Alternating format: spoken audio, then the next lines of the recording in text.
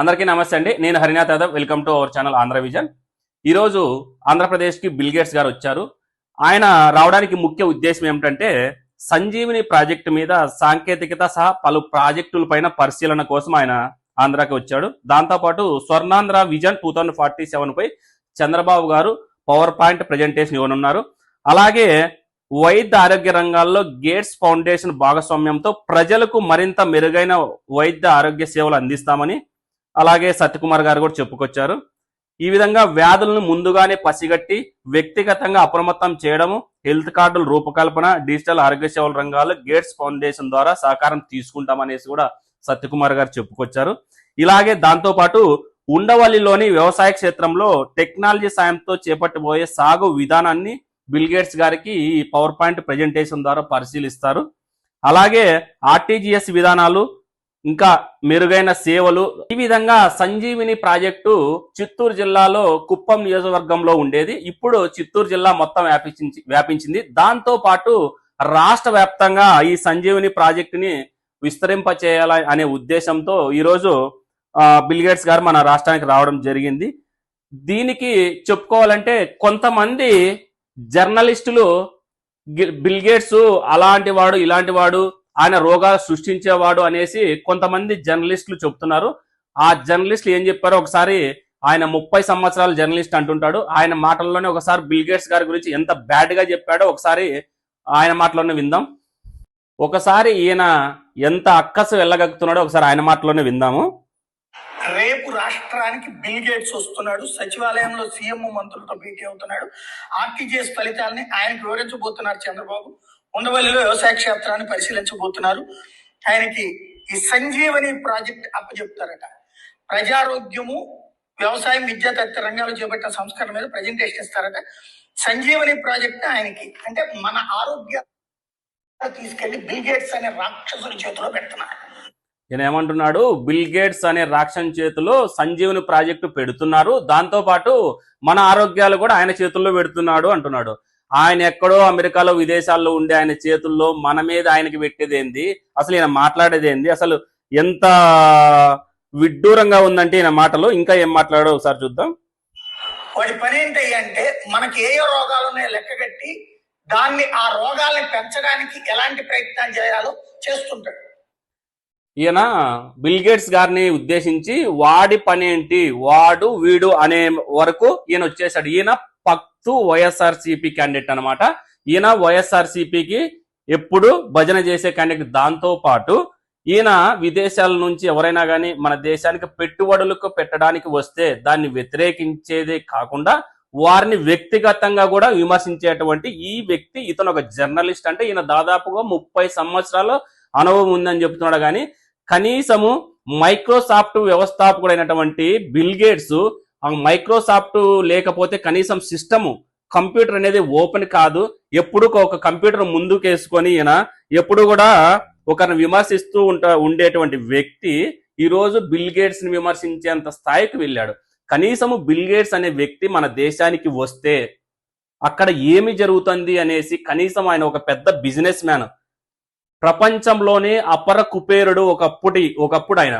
అలాంటి వ్యక్తి దాదాపుగా 20-25 సంవత్సరాల కిందట ఒకసారి చంద్రబాబు నాయుడు గారు ఆయన్ని హైదరాబాద్కి పిలిపించి హైదరాబాద్ లో జరుగుతున్నటువంటి డెవలప్మెంట్స్ గురించి వివరించి ఆ రోజు హైదరాబాద్కి ఆయన్ని పిలిపించడమే కాకుండా ఈ రోజు మళ్ళీ రెండోసారి బిల్ గేట్స్ గారిని మన ఆంధ్రప్రదేశ్కు పిలిపించాడు.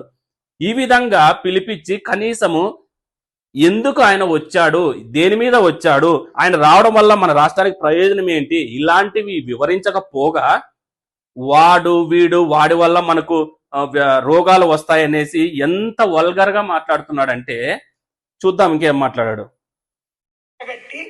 దాన్ని ఆ రోగాల్ని పెంచడానికి ఎలాంటి ప్రయత్నం చేయాలో చేస్తుంటాడు. రోగాలు పెంచడానికి ప్రయత్నం చేస్తుంటాడంట. అంటే ప్రపంచంలో ఉన్న రోగాలన్నీ ఆయనే సృష్టించాడన్నట్టు ఈయన మాట్లాడుతున్నాడు. ఆ రోగాలు ముందుగానే పసిగట్టి వ్యక్తిగతంగా వాళ్ళకు వివరించేది ఆయన సాంకేతికతకు నిదర్శనము అనేసి కూటమి నాయకులు చెప్తుంటే ఈయనేమంటున్నాడు, రోగాల్ని వచ్చేటట్టు చేసేది బిల్ గేట్స్ అనేసి ఈయన చెప్తున్నాడు. బిల్ గేట్స్ అనేటటువంటి వ్యాక్సిన్ కోసం ప్రపంచాన్ని నాశనం చేసినటువంటి రోగాలని సృష్టించినటువంటి ఏనాడో వీడు రోగాలకు సంబంధించినటువంటి పాండమిక్ గురించి మాట్లాడాడన్నది ఎపిస్టన్ ఫైల్స్ లో కూడా తెలియదు. అయినా ఎపిస్టన్ ఫైల్స్ కాదన్న, అది ఎప్స్టీన్ ఫైల్స్. ఎప్స్టీన్ ఫైల్స్ అనేది ఆరోపణ మాత్రమే, అది ఇంకా కన్ఫర్మ్ కాలేదు. ఎవరిపైన ప్రపంచంలో ఉన్న పెద్ద పెద్ద ప్రధానుల పైన, పెద్ద పెద్ద బిజినెస్ మ్యాన్ల పైన, అందరిపైన ఒక ఆరోపణ ఉంది. ఆ ఆరోపణ ఇంకా నిజం కాలేదు. ఎప్స్టీన్ ఫైల్స్ లో ఉన్నాడనేసి ఆయన చెడ్డవాడు, లేదంటే వాడు రోగాలు సృష్టించేవాడని చెప్పడానికి అది ఆరోపణ మాత్రమే, అది ఇంకా కన్ఫర్మ్ కాలేదు. కన్ఫర్మ్ అయితే ఒకవేళ చెప్పొచ్చు మనం. మాట్లాడాడన్నది ఎపిస్టన్ ఫైల్స్ లో కూడా తెలియదు. అయినా సరే వాడిని తీసుకొచ్చి నెత్తిన పెట్టుకుంటున్నాం. ఒకప్పుడు మైక్రోసాఫ్ట్ వ్యవస్థాపకుడు అంటే గొప్పగా మెచ్చుకున్నాం, కానీ ఇవాళ వాడు ఒక పెద్ద ఫ్రాడ్ గాడు, పెద్ద ఫ్రాడ్ గాడు అని ఈయన చెప్తున్నాడు. ఈయన కన్నా పెద్ద ఫ్రాడ్ ఎవరు ఉండకపోవచ్చు. ఎందుకంటే కనీసము ప్రపంచంలో అతి దిగ్గజాలలో ఆయన ఒకడు. అలాంటి వ్యక్తిని పట్టుకొని వాడొక పెద్ద ఫ్రాడ్ అంటున్నాడు. ఆయన చేసిన ఫ్రాడ్ లేదు, ఈయన నిరూపించాలి. మరి ఏం ఫ్రాడ్లు చేశాడు? ఎక్కడెక్కడ ఎప్స్టీన్ ఫైల్స్ అంటున్నాడు, ఓకే, ఆరోపణలు వచ్చాయి. మన దేశంలో కూడా చాలా మంది పైన ఆరోపణలు వచ్చాయి.